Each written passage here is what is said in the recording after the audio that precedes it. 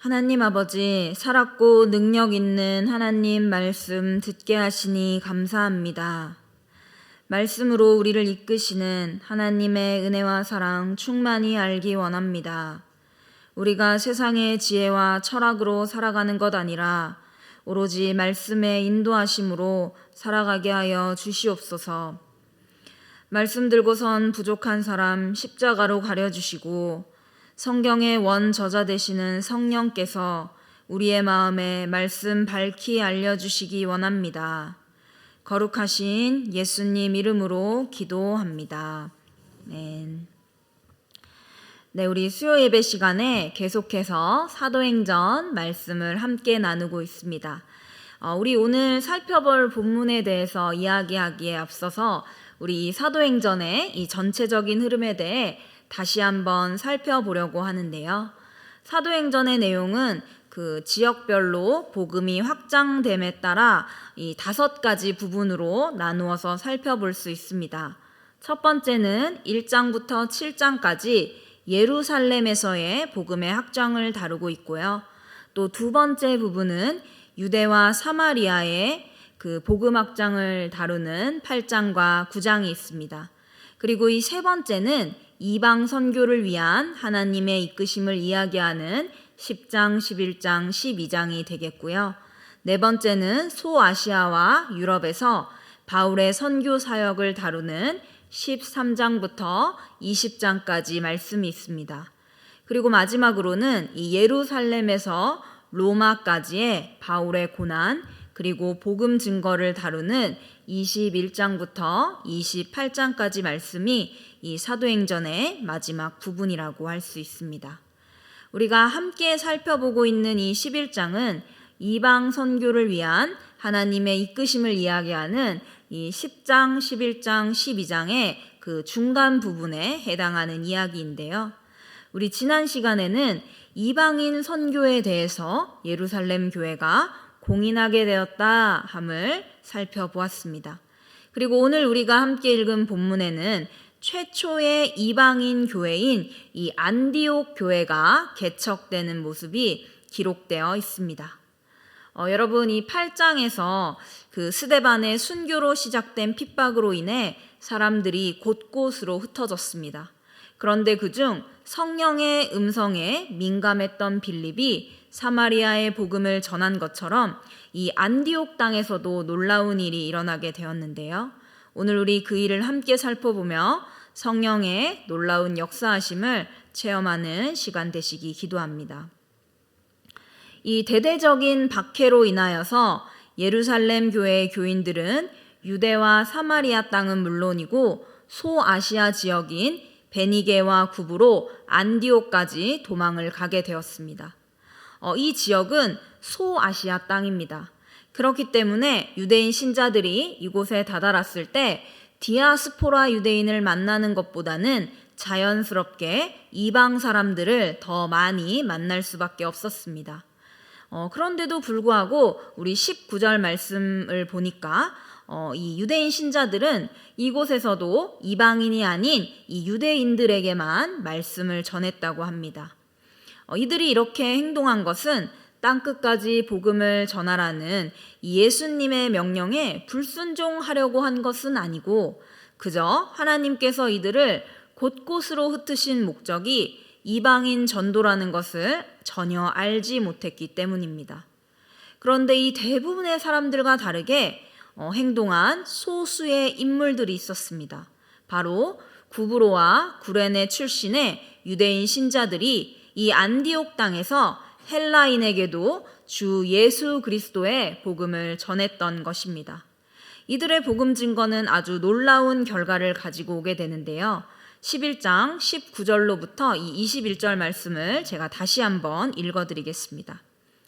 그때 스데반의 일로 일어난 환란으로 말미암아 흩어진 자들이 베니게와 구브로와 안디옥까지 이르러 유대인에게만 말씀을 전하는데 그 중에 구브로와 구레네 몇 사람이 안디옥에 이르러 헬라인에게도 말하여 주 예수를 전파하니 주의 손이 그들과 함께 하심에 수많은 사람들이 믿고 주께 돌아오더라. 이 유대인 신자들에게 말씀을 들은 사람들은 유대인과 헬라인 이 두 부류의 사람들이었습니다. 그런데 놀랍게도 이 헬라인들 사이에서 놀라운 개종의 역사가 일어나기 시작했습니다. 두 사람들 모두 복음을 들었는데 헬라 사람들이 먼저 회심하기 시작한 현상과 또 21절에 주의 손이 그들과 함께했다 하는 이 말씀을 통하여서 우리는 이방인들을 향하여 복음이 전파되는 것을 주님께서 기뻐하고 계신다 하는 사실을 알 수 있습니다. 이때 많은 유대인 신자들은 그 오로지 디아스포라 유대인들에게만 복음을 전하고 있었는데요. 구브로와 구레네 출신의 유대인 신자들은 성령의 감동에 따라서 이방인들을 전도하기 시작했습니다. 이들은 하나님께서 베드로를 통하여 이방인의 집에 복음을 증거하게 하신 것이나 성령의 부어주심으로 이방인 전도가 본격적으로 시작되었다는 것을 모르고 있었는데도 불구하고 이런 행동을 한 것입니다. 이들의 이 복음 전파가 성경에는 단 한 줄만 기록이 되어 있고 그리고 또 우리가 이 시대의 사람들이 아니기 때문에 이들의 이 행동이 크게 와닿지 않을 수도 있습니다. 그러나 이 이방인을 향한 복음 전파는 빌립이 사마리아 성으로 내려가서 복음을 전한 것보다도 훨씬 용감하고 또 상식에서 벗어난 행동이었습니다. 이 10장에 율법에 부정하다고 하는 동물은 제가 먹을 수 없습니다 이야기하는 베드로의 모습이나 또 고넬료의 집에 들어가 식탁 교제한 행동에 대하여 비난하는 이 할레파 신자들을 생각해 보면 이 구브로 사람들의 시대를 앞서가는 혁신적인 복음 전파 행동이 정말 용감한 것이었구나 하는 것을 우리가 조금은 이해할 수 있을 것입니다. 이 사람들은 성령의 음성에 아주 민감했기 때문에 성령의 감동으로 그리고 성령의 말씀에 적극적으로 순종함으로 시대의 한계를 뛰어넘는 믿음의 결단을 한 것입니다. 그리고 이러한 이들의 믿음의 결단이 안디옥 교회를 탄생시켰습니다. 이 사도행전에 수많은 교회들이 기록되어 있지만 이 이방인 선교에 있어서 안디옥 교회는 결코 빠뜨릴 수 없는 교회입니다. 이 교회가 최초의 이방인 교회이기도 했지만 바울과 바나바를 선교사로 파송한 교회이기도 했고 또 1차, 2차, 3차 전도 여행의 출발지와 도착점이 된 곳이며 또 이 이방인 전도의 중심지로 이 전도 여행을 계속해서 지원하고 있었던 곳이기 때문입니다. 과연 안디옥 교회가 어떻게 이렇게 멋진 교회가 될 수 있었는지 우리 함께 살펴보도록 하겠습니다. 이 안디옥에서 이방인의 대대적인 개종의 역사가 일어났다는 소식이 예루살렘 교회에 전해졌습니다. 본문 22절에 이 예루살렘 교회라고 하는 이름은 사도행전 8장에 이 큰 박해가 시작된 이후로 처음 등장하게 됩니다. 우리는 이러한 표현에서 8장의 박해로 인해 흩어졌던 예루살렘 교인들이 시간이 지남에 따라 다시 예루살렘으로 돌아와 교회가 회복되었다는 것을 짐작할 수 있고요. 또 11장 1절에는 유대에 있는 사도들과 형제들이라고 이 구절이 되어 있었는데 22절에는 이 예루살렘 교회라고 기록된 것을 볼 때 이 앞부분의 말씀과 이 뒷부분의 이야기 사이에 어느 정도 시간이 흘렀다 하는 것도 알 수가 있습니다. 이때 예루살렘 교회는 이미 이 고넬료 사건에 대해서 시간이 어느 정도 지난 후였기 때문에 이방인 선교를 공식적으로 인정하고 있었을 때였습니다. 그래서 즉시로 바나바를 안디옥에 파송합니다. 이 바나바는 예루살렘 교회의 인정을 받는 사람이었고 또 헬라어가 능통했는데다가 구브로 출신이었기 때문에 이방인 선교, 특히 구레네와 구브로 사람들로부터 복음을 받아들인 이 안디옥 교회의 담임 목사로 파송하기에 아주 안성맞춤인 일꾼이었습니다. 누가는 이 사도행전에서 한 그룹, 한 인종의 성령받음에 대해서는 한 번씩만 기록을 하고 있는데요. 따라서 이 이방인의 성령 세례 받는 모습이 고넬료 사건 이후에 따로 기록이 되어 있지는 않습니다. 그래서 이 안디옥 교회의 성령 받음에 대해서도 생략이 되어 있지만 이 바나바가 이 안디옥에 도착했을 때 하나님의 은혜를 보고 기뻐하며 굳건한 마음으로 주와 함께 머물러 있으라고 권면했다는 말씀은 기록이 되어 있습니다. 이 안디옥 교회에 부임한 이 바나바는 아주 훌륭한 성품을 지닌 사람이었습니다. 이 위로의 아들이라고 하는 이름과 참 잘 어울리는 신자들을 양육하기에 적합한 은사도 가지고 있었던 것 같습니다.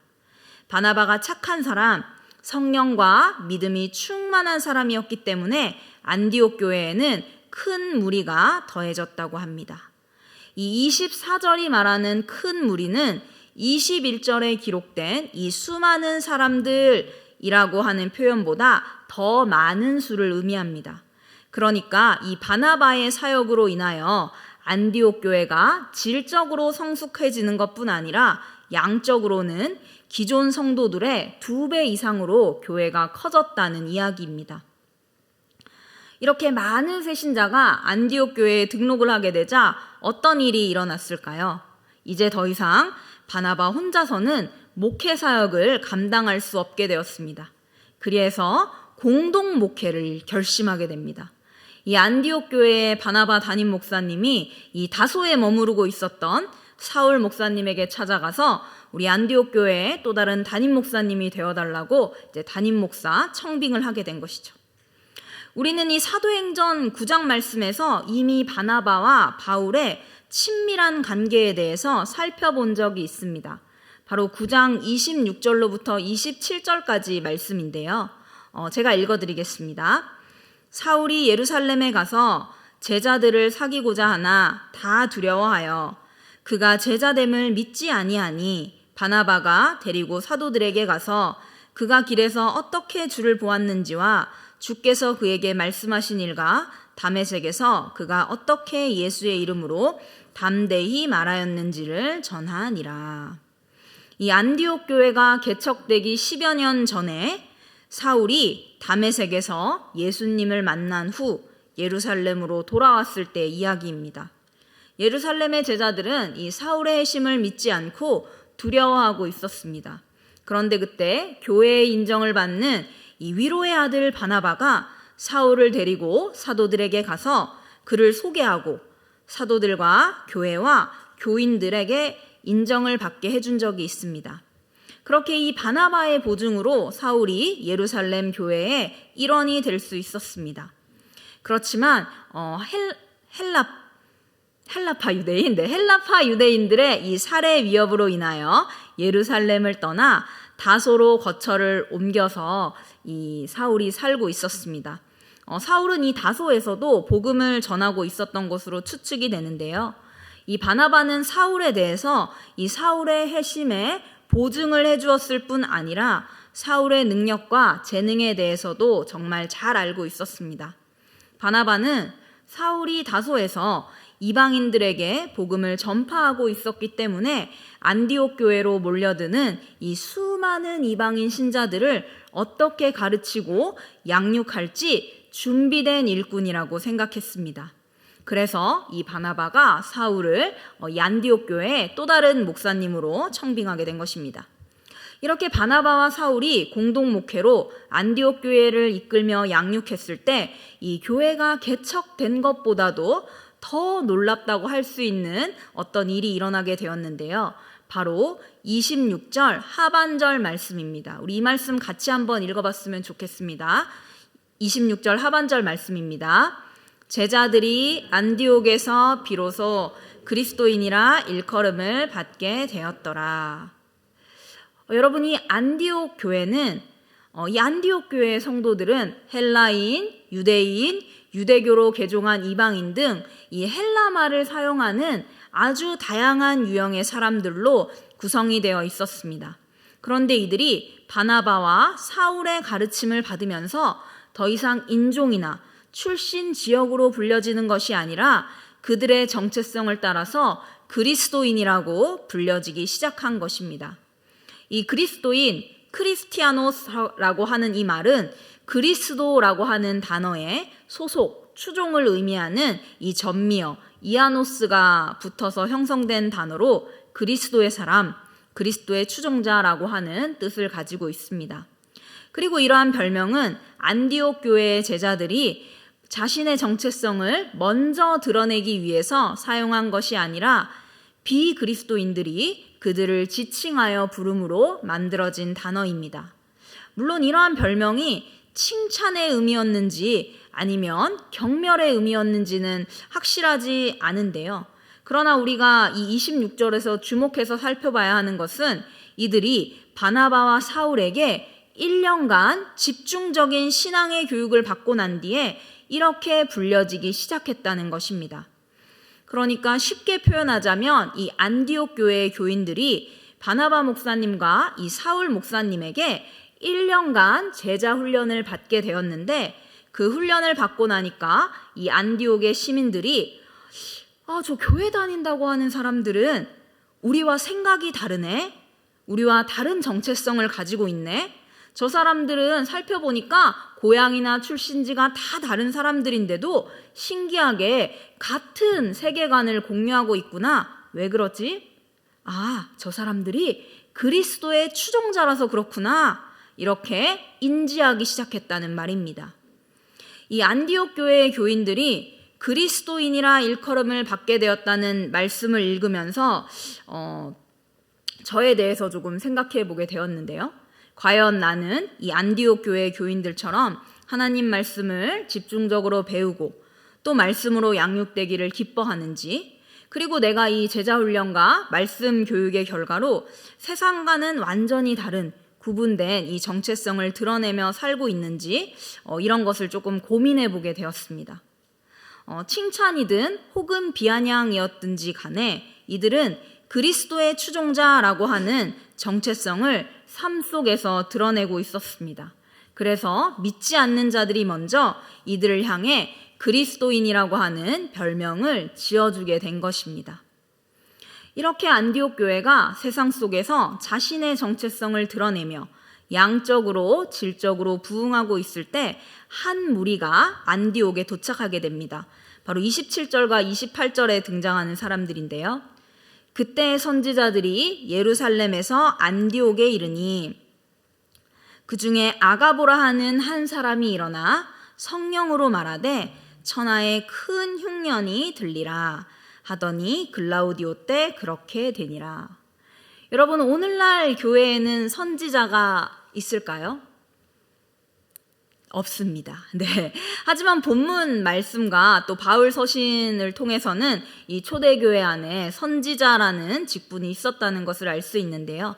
이 당시에는 사도, 선지자, 복음 전하는 자 같은 어떤 특별한 목적으로 이 존재했던 직분이 있었습니다. 그러나 이 특별한 직분들은 목사나 교사 같은 이 교회의 영구적인 직분들과는 다르게 그 이후 계승을 위한 준비를 성경에서 찾아볼 수 없는데요. 이들이 하나님의 계시를 전달하는 이 계시 전달자로서의 사역을 감당하고 있었기 때문에 성경의 계시가 완성이 되면서 이들의 사역도 이제 막을 내리게 된 것입니다. 그러나 이 사도행전 11장 당시에는 성령의 감동으로 앞으로 일어날 일들에 대해서 예언하는 이 선지자들이 분명히 존재했습니다. 그리고 이들 중 아가보라고 하는 사람이 성령의 감동으로 천하에 큰 흉년이 들 것을 예언했고 이 로마 총독 글라우디오의 통치 기간 중 실현이 되었다고 합니다. 이 유대 역사가 요세푸스의 기록에 따르면 이 글라우디오의 통치 기간 중에 팔레스타인에 큰 기근이 있어서 로마, 그리스, 애굽, 유대 지역에까지 연속적인 흉작과 식량 부족 사태가 아주 심각했다고 합니다. 특히 유대 지역에는 이 AD 45년부터 48년 사이에 기근으로 인한 혹심한 피해가 있었다고 하는데요. 이때 안디옥 교회가 모교회인 이 예루살렘 교회를 돕기로 결단한 것으로 보입니다. 이 안디옥 교회를 이끌고 있었던 바나바는 예루살렘 교회의 이 구제 사역에 자신의 밭을 팔아서 이 사도들 앞에 그 값을 두는 이 모범을 보였던 사람이었습니다. 이러한 바나바의 교육과 지도에 따라서 안디옥 교회의 제자들도 각각 그 힘대로 유대의 형제들에게 부조를 보내기로 작정했습니다. 이러한 모습은 사도행전 2장에 등장하는 그 아름다운 성령 공동체 예루살렘 교회의 모습과 정말 유사해 보이는데요. 예루살렘 교회가 모든 물건을 서로 통용하고 또 재산과 소유를 팔아 각 사람의 필요에 따라 나누어 주었던 것처럼 안디옥 교회의 제자들은 각자 자신의 경제적인 능력에 따라서 이 구제금을 모아서 예루살렘의 장로들에게 보내기로 결단한 것입니다.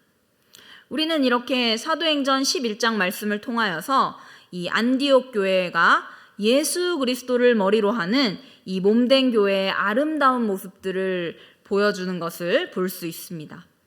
이 안디옥 교회가 보여주고 있는 이 멋진 모습 중 첫 번째 모습은 바로 배운 말씀을 바탕으로 자신의 정체성을 드러내는 것이었습니다. 여러분, 우리가 너무나 잘 알듯이 이 땅의 모든 교회는 세상 속에 있습니다. 하지만 세상과 함께 살아갈 수는 없습니다. 안디옥 교회는 안디옥에서 살아가는 하나님 나라의 사람들이고, 그리고 온사랑 교회는 서울에서 살아가는 하나님 나라의 사람들이기 때문입니다. 그렇기 때문에 안디옥 교회도, 그리고 우리 온사랑 교회도 세상 속에서 하나님 나라를 소명하며 살아야 되고, 또 이 세상 속에서 하나님 나라의 정의를 구현하며 살아갈 윤리와 의무를 가지고 있습니다. 교회는 타락한 사회를 회복의 사회로 이끌어야 하고, 최선을 다해서 하나님 나라를 완성하려는 이 윤리적인 노력을 계속해야 합니다. 안디옥 교회는 자신들이 이러한 존재가 되었다는 것을 말씀 속에서 알게 되었습니다. 그리고 이들은 세상과는 분명히 다른 모습을 보여주기 시작합니다. 그리하여서 이 안디옥의 사람들이 이들을 향하여 그리스도인 이렇게 부르게 된 것입니다. 우리 안디옥 교회가 보여주는 또 다른 모습은 바로 교회의 하나됨, 교회의 공교회성을 보여주는 모습이었습니다.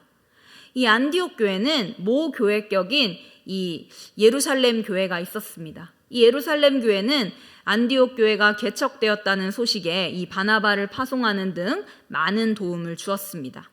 이 안디옥 교회는 이러한 영적인 빚을 잊지 않고 있다가 이 예루살렘 교회가 경제적인 어려움에 처했을 때 최선을 다해 도왔고, 다른 이방 교회들이 이 예루살렘 교회를 돕고 지원하는 일에 좋은 본보기가 되었던 교회입니다. 이 안디옥 교회가 어떻게 이렇게 행동할 수 있었냐면 바로 이 안디옥에 교회에 대한 분명한 신학적인 이해가 있었기 때문입니다. 교회는 하나님의 부르심을 받은 백성의 모임이고, 그리스도를 머리로 하는 몸이며 하나님의 구속 역사를 이루는 기관입니다. 이러한 교회가 어디에 있을까요? 이 교회는 전 세계 곳곳에 있습니다. 우리는 이런 교회를 보편교회라고 하는데, 보편교회는 놀랍게도 단 하나의 교회를 의미합니다. 하나님께서 불러내신 교회가 둘이나 셋이 아니라 단 하나라는 의미입니다. 이 웨스터민스터 신앙고백서 25장 1항에는 보편적이고 우주적인 교회란 눈에 보이지 않는 교회로 교회의 머리이신 그리스도 아래 과거와 현재와 미래에 하나로 모이는 모든 택함 받은 사람으로 이루어졌다, 이렇게 고백합니다. 이 교회는 참 신앙을 고백하는 온 세계의 모든 사람과 그들의 자녀로 이루어져 있으며 예수 그리스도의 왕국이고 또 하나님의 집이며 하나님의 가족입니다. 이 안디옥 교회와 예루살렘 교회는 다른 지역에 있는 다른 교회이지만 믿음의 능력으로 말미암아 한 분 동일한 성령 안에서 마음과 뜻으로 함께 결합되고 연합되어 있는 교회입니다. 안디옥 교회는 이를 너무나 잘 알고 있었기 때문에 그리스도 안에서 한 교회된 이 예루살렘 교회의 어려움에 내 일처럼 행동한 것입니다. 안디옥 교회는 자신의 정체성에 대해서 아주 잘 알고 있었습니다. 교회가 무엇인지, 교회가 어떻게 행동해야 하는지를 말씀으로 배우고 깨달아 알았고 실천하는 교회였습니다. 그리고 그렇게 행동했을 때 믿지 않는 자들은 그들을 그리스도인, 그리스도의 추종자라고 불렀던 것입니다. 사랑하는 온사랑교회 여러분, 우리도 그리스도의 추종자로 살았으면 정말 좋겠습니다. 안디옥 교회의 성도들이 예수 그리스도를 알게 된 후에 이전과는 완전히 다른 주 안에서의 삶을 살았던 것처럼 우리도 그렇게 살았으면 참 좋겠습니다. 우리가 그렇게 살아갈 때 우리는 하나님의 기쁨이 될 것이고 우리 자신의 기쁨, 더 나아가서 온 교회와 세상의 기쁨이 될 것입니다. 기도로 오늘 말씀을 마치도록 하겠습니다. 우리를 부르신 하나님 아버지, 우리가 부름에 합당한 삶 사는 교회 되기 간절히 원합니다. 오로지 예수 그리스도를 머리로 삼아 살아가는 교회 되게 하시고 하나님께 마음을 바치고 하나님을 섬기고 기쁘게 의지하는 교회 되기 원합니다. 우리가 다른 것에 내 마음 의탁하는 것 아니라 오로지 예수 그리스도의 십자가에 의탁함으로 죄에서 벗어나 세상을 변혁시키는 교회 되기 원합니다.